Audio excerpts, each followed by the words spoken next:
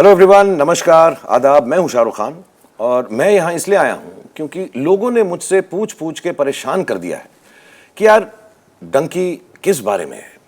मतलब डुंकी की कहानी क्या है या धुनकी के अंदर डोंकी का रोल कौन कर रहा है। तो मैं तंग आ चुका हूं, इसलिए मैंने सोचा कि यहाँ पर राजकुमार हिरानी जी जो इस फिल्म के डायरेक्टर हैं उनको बुला लूँ और हमारी हीरोइन जो है तापसी पन्नू जी, उन दोनों को बुला लूँ कि एक बार सर आप इसकी ना क्लैरिटी दे दीजिए, पूरी कहानी बता दीजिए कि ये सवाल जवाब का सिलसिला जो है एक बार खत्म हो जाए मेरे लिए। प्लीज पूरी कहानी बता दो आप।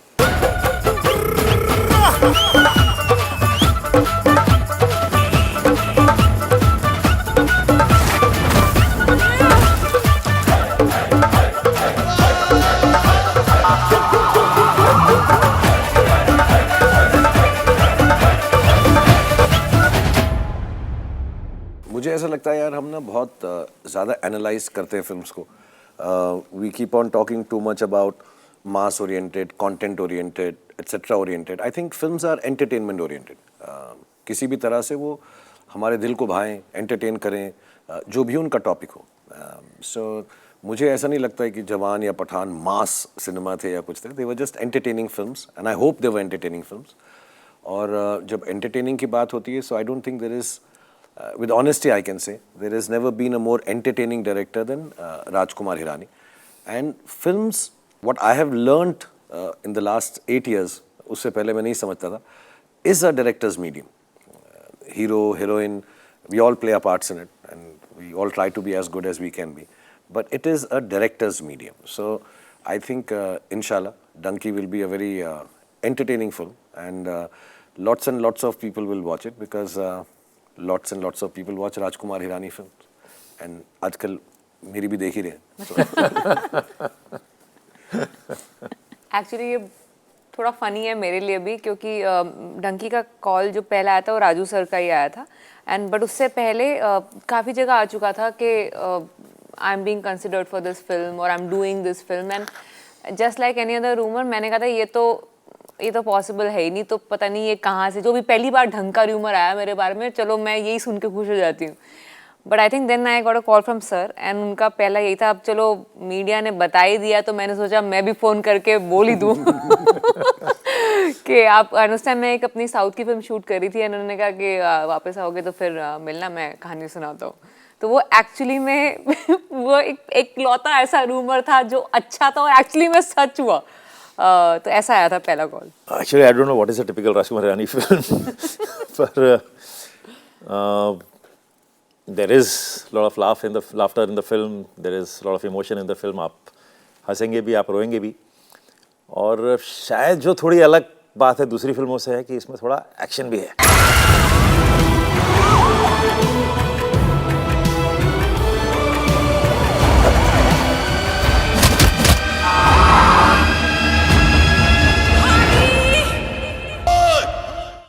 Inspired by Pathan and Jawan. यार मुझे बहुत अच्छा लगा था कि फिल्म का नाम डंकी है। मैं दिल्ली से हूँ तो मुझे थोड़ा बहुत अंदाज़ा है कि डोंकी को पंजाबी एक्सेंट में या नॉर्थ में थोड़ा डंकी बोलते हैं। डंकी मारना या डोंकी जर्नी के बारे में मुझे बिल्कुल नहीं पता था। वो मेरे लिए बहुत नया था, बहुत ही ज़्यादा नया था। मैं और राजू सर काफ़ी दिनों से हम मिलते थे, हम यार फिल्म करते हैं एंड राजू सर एंड एक चीज़ बहुत क्लियर है राजू सर के बारे में कि जब तक वो कहानी से खुश ना हो वो फिल्म नहीं बनाते। सो हमने बहुत कहानियाँ सुनी हैं, बहुत अच्छे अच्छे आइडियाज़ भी हैं, बट वो आइडिया के आइडिया थे। सो इसको भी 1-1.5 साल लगा एंड इन इज़ अनअज्यूमिंग मैनर, जैसा राजू सर बात करते हैं कि सोच रहे हैं यार इसको हम डंकी ही बुलाएंगे। तो मुझे तो बहुत अच्छा लगा title. I think it's a fantastic title. उस वक्त भी हमको लगा था कि थोड़ा समझने में सारे देश के अंदर तकलीफ़ होगी ज़रूर, लेकिन फिर मैंने सोचा पीके भी किसको समझ आया था, क्या फ़र्क पड़ता है यार, तो पीके हम लोग पहुंच गए थे तो डंकी में भी पहुंच ही जाएंगे। So I really like the title. I think I am one for interesting titles and Raju Hirani sir is one for interesting films and titles. So it really made me very happy that the film is called Dunki. I think कि सबसे बहुत कम ऐसे directors होते हैं जिनका नाम सुन के audience theatre में जाना चाहती है कि अच्छा इस डायरेक्टर की पिक्चर है तो हमें देखनी ज़रूर है। ऐसे कुछ बहुत गिने चुने डायरेक्टर्स के अंदर राजू सर का नाम आता है, तो बाय डिफ़ॉल्ट ये तो एक फिल्म है जो कोई भी एक्टर मना नहीं करना चाहेगा जब इनकी फिल्म की बात आती है। और दूसरा ये आप एज एन एक्टर मुझे रियलाइज़ हुआ है कि कितनी सिंपली एक कॉम्प्लेक्स बात को अपनी फिल्म में कह सकते हैं। ये आई थिंक किसी को सीखना चाहिए तो इनसे, एक बहुत ही सिंपलिस्टिक तरीके से, चाहे वो कोई भी A, B, C सेंटर जो हम किसी भी तरह की ऑडियंस हो उनको समझाने में कामयाब होते हैं। ये चाहे जितनी मुझे कॉम्प्लेक्स बात हो, आई think that's the beauty of his films. I want to go to lavatory. I don't want to go to lavatory. आए तो जी डन lavatory. सर ये मैंने पूरी फिल्म आंखों पे पट्टी बांध के की है। फिर भी आवाज से चाम हो जाता था, कभी कभी ईयर प्लग्स भी लगा लेता था, फिर असिस्टेंट निकालता था, कहता था शॉर्ट हो गया, मैंने कहा वेरी गुड। जैसी मेरी ज़िंदगी बीती है वैसे इन चीज़ों के बारे में इतनी मुझे मालूमात नहीं थी, इतनी इन्फॉर्मेशन नहीं थी, इतनी नॉलेज नहीं थी। जब राजू सर ने ये फिल्म की कहानी बताना शुरू किया और ऐसा होता है पंजाब में और दूसरे इलाकों में भी, सिर्फ पंजाब में ही नहीं, पूरे देश भर में, आई थिंक साउथ में भी एक जगह है ऐसी, lots of places are there. तो the most touching part about this whole thing was कि कैसे लोगों को जो जो उनके साथ होता है and in spite of all the issues and trouble अपनी ज़िंदगी को आगे बढ़ाने के लिए इंसान क्या क्या हद पार कर जाता है, क्या सरहद पार कर जाता है। I think to me that's a struggle which makes struggle of lot of us seem very small. कि कितनी इंतहा पे इंसान पहुंच चुका है, किस लिमिट पे इंसान पहुंच चुका है कि उसको ऐसा कदम उठाना पड़ता है जहां अपने परिवार को, अपने देश को, अपने घर को, अपने दोस्तों को, सबको छोड़कर जाना पड़ता है to make a future so that he can come back और she can come back. I think that's and not only, ये सिर्फ इंटरनेशनली ही नहीं बात कर रहा हूँ मैं, थोड़े से हम सब अवेयर हैं कि हमारे भी प्रांतों में से लोग जो हैं दूसरे प्रांत में जाते हैं। हम एग्रेरियन सोसाइटी हैं तो you want to go to places जहाँ पे आपकी अर्निंग बेटर हो जाए अगर एग्रीकल्चर ठीक नहीं चल रहा, and other issues we have. And जब कोविड हुआ था so we saw how people needed to just get back home and there was an exodus and how sad it was, we all remember those images. So वो बहुत fresh था मेरे दिमाग में। Maybe even Raju sir को भी ये बातें मे बी नॉट इंटेंशनली लेकिन इंटरनली लगी होंगी। So for me someone leaving your house, अपना घर छोड़कर किसी ड्रीम के पीछे चले जाना, और ये दिल में कहीं ना कहीं ज़रूर होना कि शायद वो ड्रीम पूरा ना हो। हर किसी का जैसे कहते हैं ना मुकम्मल जहां नहीं मिलता। So I think all that is very emotionally stirring and touching as a story specifically in Dunki and otherwise also as a story of humanity. तो मुझे ये बहुत इंटरेस्टिंग लगा था कि लोग वहाँ पे जाने के लिए जो तपस्या करते हैं, कोशिश करते हैं, दुआ करते हैं। So there is a whole gurdwara there dedicated to this. Correct. तो इसे कहते हैं वीज़ा वाला गुरुद्वारा कहलाया जाता है ये।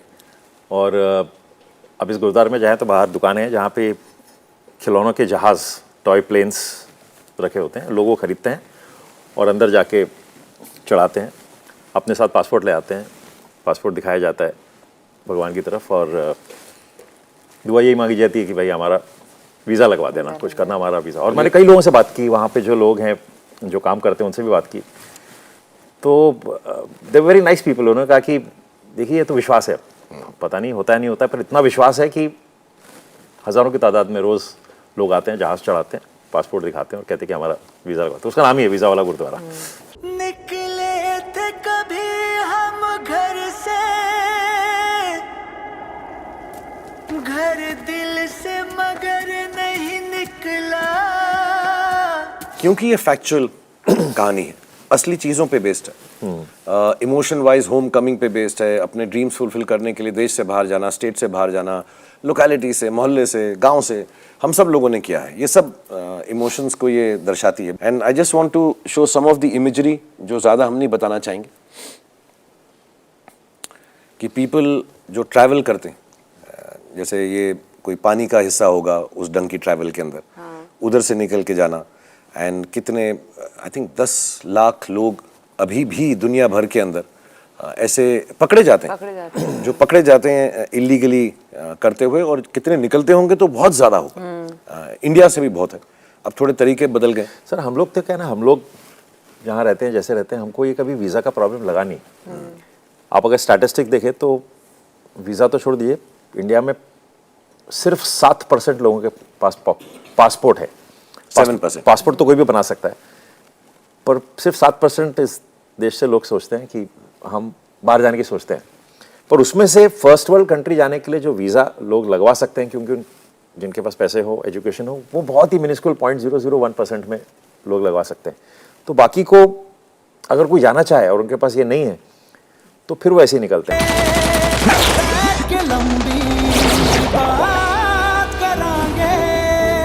आई थिंक ये बात बहुत पंजाबियों के साथ वैसी ऑब्वियस होती है, क्योंकि पंजाब का कैरेक्टर है कि जो दिल में है वो मुंह पे है, वो शायद बीच में दिमाग के थ्रू भी नहीं जाता कई कभार।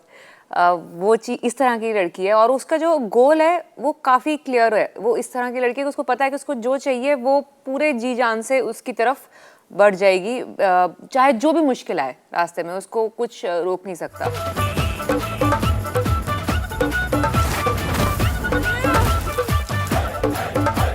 नमूना नहीं है ये, नहीं आती अंग्रेजी, हो गई गलती, कुश्ती घुमाती है कोच जी को, वहां गलती नहीं करते। और इंस्टाग्राम बायो आई थिंक एक मेरा एक पहले का बायो था जो मुझे बहुत याद आ रहा है अभी ये क्वेश्चन सुनने के बाद। All in all real flesh blood and spine.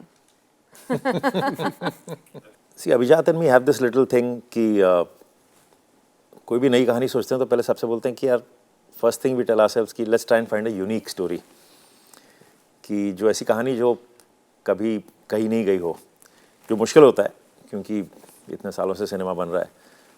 तो ये कहानी जैसे जैसे हमको पता लगने लगी, जब हमने कि पंजाब में ऐसे कुछ इलाके हैं जहाँ से लोग बाहर जाना चाहते हैं, जिनके गांव में जाओ तो छतों पे जहाज़ लगे हुए हैं, ये सिंबलाइज करने के लिए कि उनका कोई बेटा वहाँ पे या कोई फैमिली मेम्बर वहाँ पे है। और अब भी मुझे ऐसा लगा कि ये कहानी लोगों को पता नहीं है कि कितना एम्बिशन होता है, कितना ड्रीम होता है वहाँ जाने का, क्यों। तो मुझे लगा कि इसमें एक यूनिक बात है। बाकी उसके अंदर एलिमेंट सारे हैं, there is a love story, there is a this thing, और बनते बनते वो I think it's become a story which is spread over 25 years. और स्टार्ट एक यूनिक स्पेस से हुई थी, तो मुझे लगा कि ये बनानी चाहिए। How do you propose to stay abroad? तुझे एक शब्द समझ में नहीं आ रहा है, वहाँ अंग्रेजों के बीच कैसे रहेगा? ये नहीं रह रहा पंजाब में, इसको आता है एक भी शब्द पंजाबी का? ये नीचे, अब पट पे मार, मोटे पे मार, चमेट मार। ओए, मुझे नहीं। यार एक्चुअली मेरा ये मानना है कि सेट वही अच्छा था जहाँ पे प्यार मिले और खुशी हो और हंसते खेलते फिल्म बने। सो राजू हिरानी एंड अभिजात एंड इनकी जो बाकी टीम भी है क्रिएटिव टीम साइड पे, they are very loving and happy people and very hard working, very detailed, very hard working. जो चीज़ आपको जाननी है वो इनकी सारी टीम जो है, whether is the costume department, whether is the makeup department, whether it is Raju sir, whether it's Abhijat, whether it's the camera department, वो सब कुछ बता देते हैं, तो काम बहुत कम हो जाता है। You are never lost on the set. इसका ये मतलब नहीं कि दूसरे सेट्स पे मैं लॉस्ट हूँ क्या है भाई, कहाँ पे जाना है, बट वो बड़ा हार्टनिंग था। एंड जो नई बात है कि लाइन्स पर, इमोशन पर, छोटी छोटी बात पर बहुत ध्यान दिया जाता है। I think the written word is a very important aspect of Raju Hirani's and Abhijat films. बहुत इंपॉर्टेंट है वो, और उसकी इंपॉर्टेंस शायद मैं भी भूल चुका हूँ। हमको सिर्फ डायलॉग बाजी समझ आती है, कभी कभार हम सीन का यार इसका क्या इन्फॉर्मेशन सीन है। There is no information scene in mister Raju Hirani's film. It either has a high point or a low point or a comic point or some kind of a movement for the story including the songs.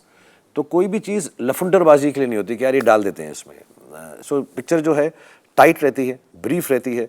अगर उसकी length लंबी भी है, जो इनकी फिल्में लंबी होंगी, उनका वो रीज़न है कि वो written word and the story telling is clear to everybody. It is not made for some people, it is made for everybody. So I think that is a big learning experience. As a matter of fact मैं Pathaan shoot कर रहा था या ख़त्म हुई थी, और मुझे याद है सिद्धार्थ आनंद मुझे बोले कि यार मुझे ना राजू सर के सेट पे आना है, I want to see how he directs, I want to see how he is able to get those lines to work in his films. And he came at night and पता नहीं अभी क्या सीखा है, वो दूसरी पिक्चर में मैं देखूंगा जब करूँगा उसके साथ। But I can understand what he felt कि यार वो कहानी जो है मुझे समझनी है कैसे राजू सर उसको अनफोल्ड करते हैं। जो तापसी ने भी बोला कि एक सिंप्लिसिटी एंड बेसिक आइडिया, और हम लोग ना समझते हैं कॉम्प्लेक्स कर दें, थोड़ा इंटरेस्टिंग करें। He just makes it very simple, and I think according to me simple is the most intelligent. So I think that difference I found on his set. ये मेरे लिए एक गिफ्ट था मुझे ऐसा एटलीस्ट मैंने उसको ऐसे ट्रीट किया कि 10 साल मेहनत करने के बाद अगर आपको कोई गिफ्ट दे सकता है भगवान कि चलो अब वो सर के पीछे जा सिमरन जी ले अपनी जिंदगी तो ये वो हुआ है मेरे साथ, ये वो मोमेंट था कि अब कोई स्ट्रेस नहीं है, कोई टेंशन नहीं है, वो फ्रंट बाकी सब संभाल लेंगे। अब मैं बहुत चिल कर रही हूँ, बेस्ट पोजीशन है मेरी इस फ्रंट पे, मतलब जो पीछे की तरफ है, और मैं चिल करके बेस्ट व्यू से आगे बढ़ रही हूँ। I think this was the gift, the best gift I could have gotten for the hard work that I've probably put in and whatever work I've done so far. Bad luck ही बोलो यार। Sir मैं कहानी बताता हूँ आपको। मैं film institute में पढ़ता था, तो वहाँ तो सबका स्ट्रगल ये रहता है कि यार बाहर निकल के फिल्म बनानी, और बनेगी कैसे, प्रोड्यूसर कौन मिलेगा, एक्टर कौन मिलेगा। तो वहाँ एक कॉमन रूम था, कभी कभी बैठ के वहाँ टीवी देखते थे। तो वहाँ एक दिन एक सीरीज़ चल रही थी सर्कस, और उसमें एक सीन था प्लेटफॉर्म पे, and I vividly still till date remember, बिल्कुल मुझे कैमरा एंगल भी पता है कितना था वो। और एक मोनोलॉग सा चल रहा था, and there was one actor performing who I didn't know, कभी देखा नहीं था। और मैंने देखा और मैंने कहा यार ये बड़ा कमाल का एक्टर है यार ये। अब हम यहाँ से पास आउट होंगे तो हमारे साथ थोड़ी कोई बच्चन साहब थोड़ी काम कर लेंगे और कर लेंगे, तो ये एक्टर है यार, मैं इसको नज़र में रखता हूँ कि मैं निकलूँगा और मैं इसको अप्रोच करूँगा और इसके साथ फिल्म बनाएंगे। जब तक मैं निकला तब तक वो शाहरुख खान बहुत बड़े स्टार बन चुके थे, तो उसके बाद मुझे 20 साल वेट करना पड़ा।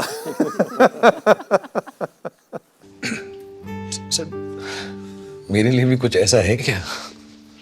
सर एक है स्क्रिप्ट मेरे पास। रियली? कॉमेडी है? बहुत है। इमोशन है? वो भी है। रोमांस है सर? है सर, पर ये वाला एक्शन अवॉइड करिएगा। ये अरे हाथ ही काट लूंगा मैं। गए सर, आप बोलो तो। नाम क्या है सर? डंकी। डोंकी? डोंकी नहीं शाहरुख, डंकी। मैं समझा डोंकी।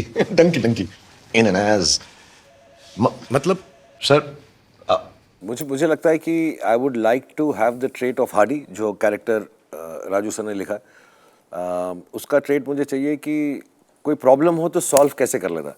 मुझे वो उसका ट्रेट बड़ा अच्छा लगता है। वो मुस्कुराते हुए, गाते हुए, नाचते हुए, हंसते हुए, he can solve any problem. He is the problem solver. वो था ना जैसे if there something strange in the neighbourhood who you gonna call, Ghostbusters. तो मेरे को लगता है हार्डी वैसा है यार, किसको बुलाएंगे अगर प्रॉब्लम होगी तो हार्डी हो, कांड हो जाए तो किसको बुलाएंगे, तो हार्डी आके कर देता है। और हंसता गाता कुछ तो वो बदमाशी भी करता है, इंटेंसिटी भी करता है, झगड़ा भी करता है, लड़ाई भी करता है, प्यार भी करता है, किसी ना किसी तरह से जुगाड़ करते ना, जैसे हम हिंदुस्तानी होते। तो वो ट्रेट आई विश मुझ में होता। मुझ में इतना है नहीं, मैं इतना ना डिप्लोमेटिक हूँ, ना इतना ईज से, मैं स्ट्रेस में आ जाता हूँ प्रॉब्लम के साथ। और एक ट्रेट जो मेरा है जो हार्डी में होता, अंग्रेजी आ जाती है। हाँ हाँ, मेरे जैसी फटर फटर अंग्रेजी बोल सकता तो उसकी लाइफ बन जाती, जल्दी बन जाती, थोड़ी लेट बनी इस पिक्चर में। और ऐसे कर सकता था, और ऐसा कर सकता हूँ। अब सर मैं जल्दी पट जाती फिर वो लड़की उससे। सर मैं बोलना नहीं चाहता, वैसा तो कोई और कर ही नहीं सकता। हार्डी भी क्या करेगा।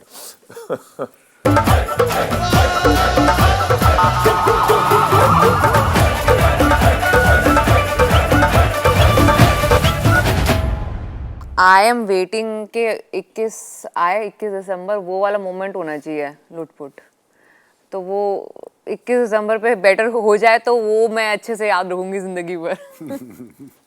नहीं इस बार तो हमने डिसाइड किया था अब जो भी कैरेक्टर बने हम लोग साथ में काम करेंगे। अब जो भी बन जाए। सो यूजुअली हम लोग अक्सर ऐसी बात करते हैं कि यार पहले स्क्रिप्ट लिख लो, फिर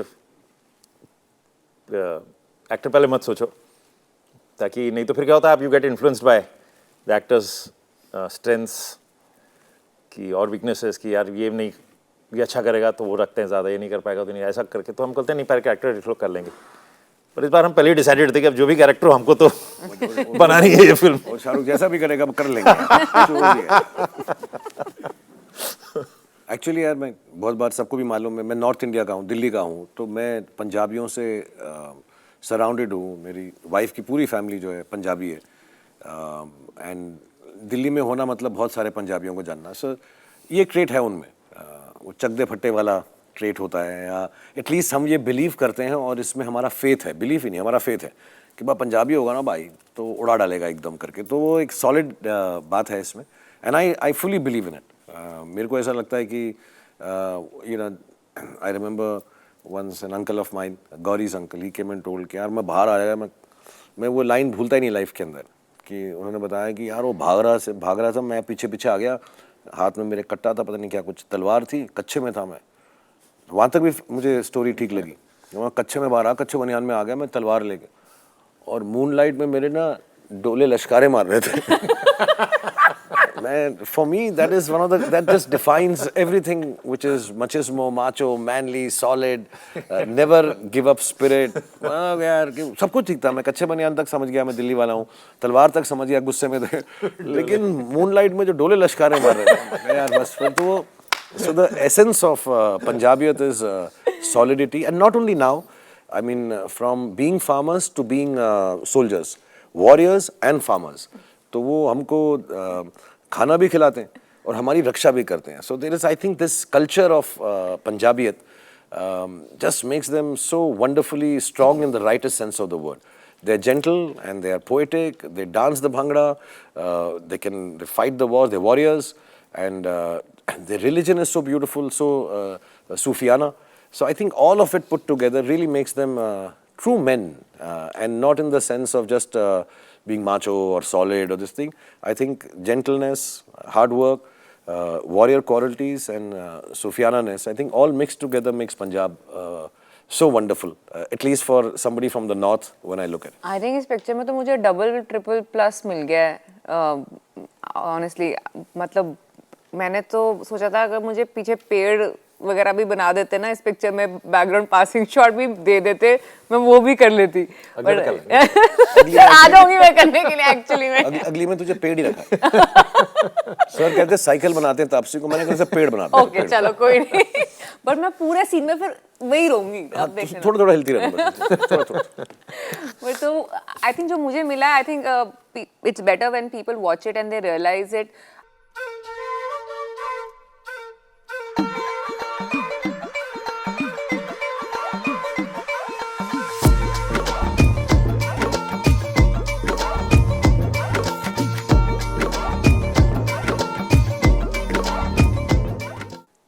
It's still too good to be true.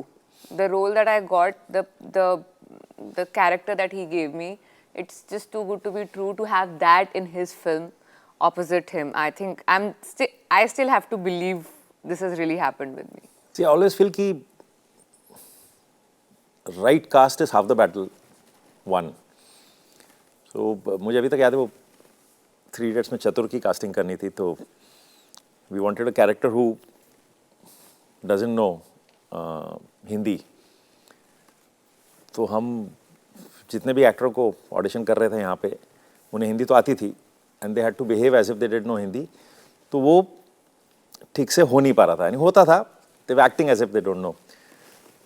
तो ये थॉट आया कि actually why don't we cast somebody from USA, America से कास्ट करते हैं, वहाँ जो बच्चा वहाँ पैदा हो, इंडियन हो पर वहाँ पैदा हुआ हो, तो वो बड़े एक अजीब ढंग से उनकी हिंदी होती है। तो वहाँ हमने कुछ लोगों को ऑडिशन किया था, दैट्स हाउ चतुर केम इनटू दिस थिंग। और उसे हिंदी बिल्कुल नहीं आती थी। उसका मुझे अभी तक याद है पहला ऑडिशन, वो उसको हमने कोई मुन्ना भाई का एक कुछ डायलॉग्स दे दिए कि उसको आप बोलो, तो उसमें एक डायलॉग था कि मुझे चाय दो। तो दो से ये लगता था कि 2 1 2 3, तो कहता है मुझे चाय दो।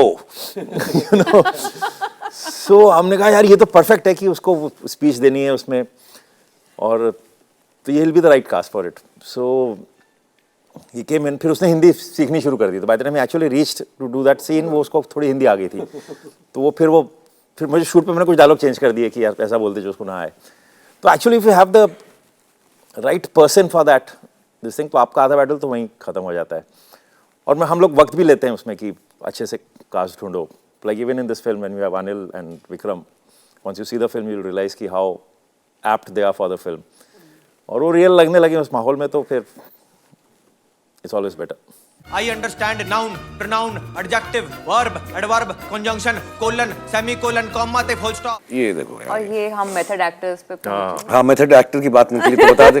तू तो विकी के साथ काम कर चुकी है, बता दे। हर पिक्चर के अंदर उसको बेचारे को एक दारू वाला सीन मिल जाता है। मनमर्जियां में भी जब उसको एक ड्रंक सीन था जो इसने इतना अच्छा किया था, वो बाद में पता चला एक्चुअली में पी के उसने तो वो सीन किया। मैं ऐसे इंप्रेस हो रहा था अच्छी एक्टिंग कर। क्या बात है। नहीं, इस फोटो में तो ऐसा लग रहा है मैं कह रहा हूँ कि भाई थोड़ी सी मेरे लिए भी छोड़ दे।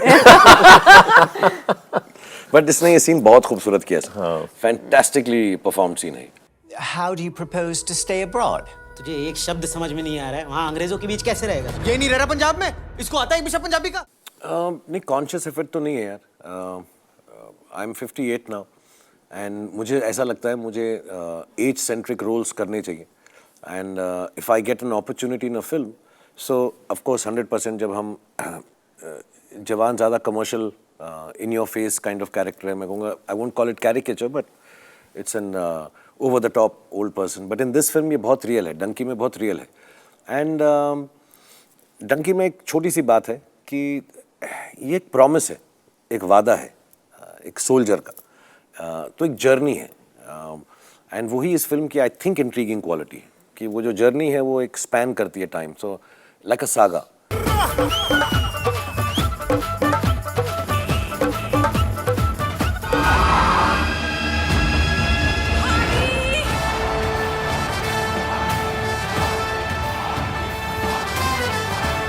जय हिंद।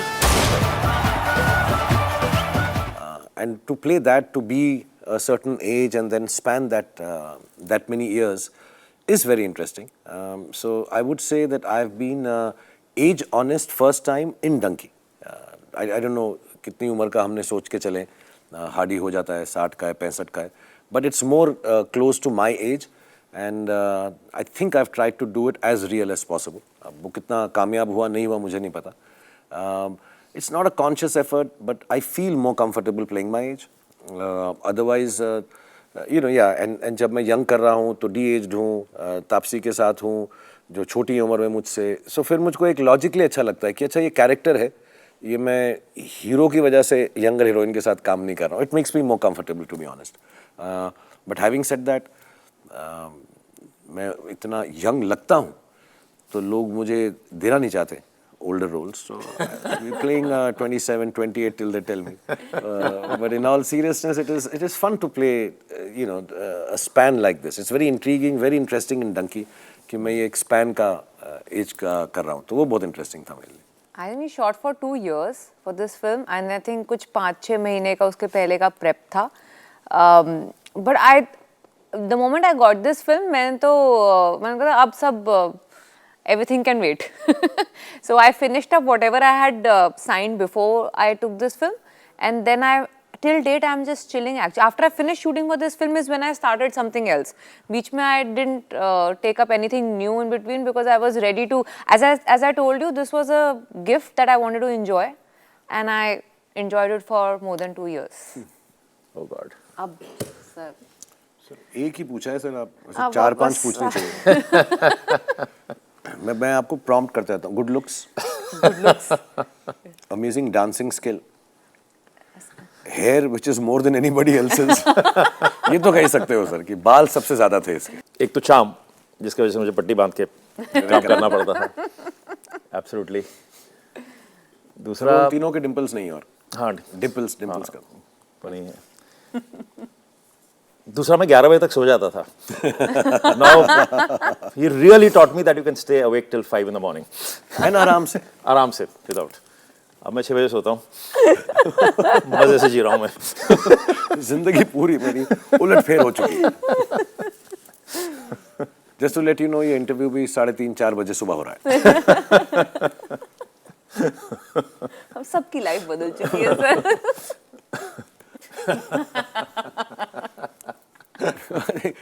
आई थिंक एक्चुअली मैंने 4 साल का ब्रेक नहीं लिया. ऑनेस्टली मैं 1-1.5 साल तक मैंने सोचा मुझे ऐसा लगा मैंने पहले भी मेंशन किया मैं थोड़ा सा अपने आप से दूर हो गया. इन टर्म एक्टर को अपने करीब बहुत रहना ज़रूरी है कि अपनी बातें जो हैं जो अपने एक्सपीरियंसेस हैं. बट ऐसा films are so big and huge, sometimes you get carried away, not in a bad way but आदमी भूल जाता है रोज़मर्रा की ज़िंदगी में. So I just wanted to stay with myself. तो मैंने कहा 6-8 महीना मैं थोड़ा बैठता हूँ. फिर कोई और फिल्म भी नहीं थी मेरे पास, टू बी ऑनेस्ट.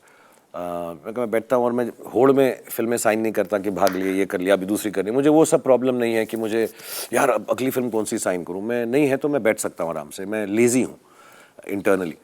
तो आई थिंक मैं 1 साल के लिए बैठा, फिर पैंडमिक आ गया, कोविड आ गया, तो खुद ही वो 2 साल, 1.5 साल, 4 साल हो गए. बट ऐसा कुछ कंसर्टेड एफर्ट नहीं था, कुछ थॉट प्रोसेस नहीं है. हाँ, एक चीज़ ज़रूर थी. आई रियली वांटेड टू, मैंने बहुत सारी फिल्में देखी उस ब्रेक के अंदर. हर प्रकार की फिल्में देखी. मैं ज़्यादा फिल्में देखने का टाइम नहीं मिलता because you are normally on sets. मैंने सारी प्रकार की फिल्में देखी और मैंने कुछ सोचा कि यार ऐसी फिल्में जो मुझे पसंद नहीं आती, लोगों को बहुत पसंद आती हैं, तो शायद मुझे उस जोन की पिक्चर करके उनको और बेहतर बनाने की कोशिश करनी चाहिए. Not because I can do it but the directors will work with me. So 1-2 thoughts ऐसे थे. बट बियॉन्ड दैट ऐसा कोई भी आई डोंट थिंक द ओनर्स, जैसा आप सवाल पूछ रहे हैं कि ओनर्स की शेर कभी शिकार नहीं भूलता और ये सब, मैं खुश हूँ, मेरी फिल्में लोगों को पसंद आ रही हैं. And bottom line I think हर किसी का, चाहे वो राजू सर हैं, चाहे तापसी हैं, जितने भी एक्टर्स हैं, बॉटम लाइन ये होता है कि कितने सारों को हम एंटरटेन कर पाए उस दिन, उस रात, उस हफ्ता, उस महीना. अपने काम से हम कितना लोगों को खुशी पहुंचा पाए, दैट्स ऑल. अब वो नंबर्स जो हो जाते हैं, हिट हो जाता है, वो सब खुशी मिलती है उससे business wise. But I think bottom line every creative person in film industry wants how much was I able to entertain. So I'm very happy that this year I've been able to entertain so much, and I hope कि और फिल्में जो अगली होंगी, for me it's the luckiest, like Taapsee said, कि to end my entertaining year with Dunki is the biggest high for me, and I think वो सबको बहुत ज़्यादा entertain करेगी. हो सकता है इतना entertain करे 2-4 साल फिर मैं छुट्टी ले लूँ कि यार बहुत हो गया यार, अब बहुत entertain हो गया, थोड़ा सा मैं serious बात कर रहा हूँ. Yeah, I've just been able to spend come time, I feel, with sir. I think I would want to spend more time with Shah Rukh sir to actually know something that other people don't know, because I think jitna bhi so many people have worked with him and they've already said so much, which I genuinely have nothing new, and in fact jo bhi unhone bola hai, I can validate that it's all true. So I can only wait to probably spend more time with him so that I can know something that others don't know. With Raju sir, because again, he's a director, not really an actor in front of the camera, so not many people speak or talk about him on the camera as a person. So all I can say is one of the most simple human beings I've met in the industry. Actually, this is one thing that I tell everyone, not just about him, but also about Abhijat. It's unreal how someone so simple can be where he is and what he does in this industry. So it's very pleasantly surprising, and I hope it stays like that. इस film industry में इतने शरीफ लोग मिलना बहुत मुश्किल है. नहीं sir, ऐसा नहीं ये बोला. कहना चाह रही हूँ. नहीं, सिंपल बोला सर मैंने. कोई शरीफ ना, मतलब अभी मैं आपसे बहस नहीं कर सकते सर. थोड़े राजू सर बदमाश कम है. 4 दिन से तभी गाड़ी में सो रहे हैं. Yeah, it does actually. See, पहली फिल्म होती है एक्चुअली, एक ही पहली फिल्म होती है जिसमें कोई प्रेशर नहीं होता, क्योंकि उस टाइम आपको यही खुशी होती है कि यार आपने फिल्म बना ली ना, आप आए थे कहीं से, आपको एक फिल्म बनानी थी, बना ली. उसके बाद थोड़ा आप फिगर कर देखते हो, फिर बोलते हो यार नहीं होना चाहिए, यार उतना होना चाहिए, यार उससे ज़्यादा होना चाहिए. ऑनेस्टली स्पीकिंग प्रेशर तो होता है, but it's not that you succumb to the pressure. It's not that you say कि नहीं अब मैं ये चलता है वो चलता है तो मैं ये डाल लूँगा. I think that's a trap. Then हम अभी भी कर वही रहे हैं जो हमको जो पहली फिल्म मज़ा देती थी. कोशिश यही कर रहे हैं कि यार बनाए वही जो लोगों को एंटरटेन करें और जो हमको अच्छी लगे. हमारा जो थिंकिंग है कि यार ये एंटरटेनमेंट हमको मज़ा आता है, हम वही देने की कोशिश कर रहे हैं. बट यस, प्रेशर तो होता है. Can I answer as a fan? हाँ, तू भी करना. His sarcastic humor. I enjoyed that. Sometimes you know what happens. I'll be very honest. 2 reasons है उसके. Sometimes it's lost in translation. I have a sense of humor. अब आप जानते हो मुझे, आप जानते हो, तो आपको पता है मैं ऐसा करता हूँ. और मैं seriously नहीं कह रहा हूँ. I'm just wanting to get a few laughs and make everybody comfortable, whether it's on set or even personally. Hardy भी बाजा ये कुश्ती का जो भी भिड़ता उसे पछाड़े भी बाकू में मिल्खा सिंह है जब ये भागे झंडे गाड़े भी बाए भी सीधी रहे ना सीधी जब ये इंग्लिश झाड़े भी बाइस ने तो अपने ही देसी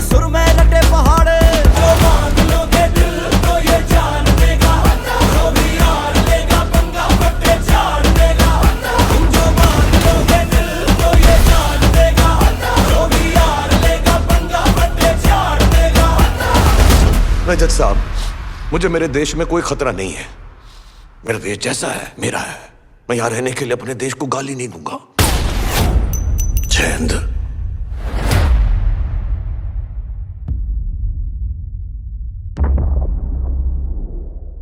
ठीक है सर, मेरी लाइफ तो बन गई, मुझे तो अब कुछ चाहिए नहीं। आप लोग देख लो प्लीज। राजू सर, तापसी, विक्रम, अनिल यहाँ पर नहीं है, विकी यहाँ पर नहीं है, बमन साहब, अभिजात, जितने भी लोग इस फिल्म के साथ जुड़े हुए हैं, thank you very much sir for giving me an opportunity. As always, as an audience more than the actor in your film, I look forward to Dunki. I am sure Tapsi also feels the same. हम I आपसे think my family is looking forward to seeing your film more than my film actually. उनको है कि आपकी picture. No, I've had total joy, and since we're talking of this kind of a song, I have to say, you know, many heroes wouldn't want like to do a film with so many actors where they are, Yeah. you know, one amongst them. Yeah. सबको लगता है कि यार बस film में मैं होना चाहिए. So Shahrukh, I have to give it to you that you've been such a sport that film के अंदर ऐसा मैं नहीं हूँ। नहीं आप पता था बोलेंगे ये आप ही आप काट दिए। आप ही आप हो सर, आप ही आप हो, दुकान पे दिख रहा है पर सर एक गाना देके इन्होंने बाकी सीन काट लिए आपके। नहीं मेरा देख लिया ना पिक्चर। मेरा कहने का मतलब है कि एक भी सीन दूसरे को जाता है ना तो बोलता है ये मैं कर लूं यार। अब ये शौक है सरप्राइज के बाद, अब आप देख लो। ठीक है सर, ये अब बातचीत हम खत्म कर देंगे यहाँ पे। ये मैं देखूंगा 21 दिसंबर को। मैं तो जा रहा हूँ थिएटर में, first day first show first ticket लेकर। कि मैं हूँ कि नहीं picture मैं हूँ कि नहीं हूँ, और हमारी यही आपसे इल्तिजा है कि आप भी जाकर देख लो कि मैं हूँ कि नहीं। बट 21 दिसंबर को डंकी रिलीज हो रही है, होपफुली मैं उसमें हूँ, और अगर मैं नहीं हूँ तो मुझे फोन करके बता देना। मैंने बहुत ज़्यादा तारीफ कर दी राजू सर की अगर मुझे पिक्चर में से निकाल दिया। But thank you so much everybody, God bless you, and thank you for listening to us and being part of this show. Thank you.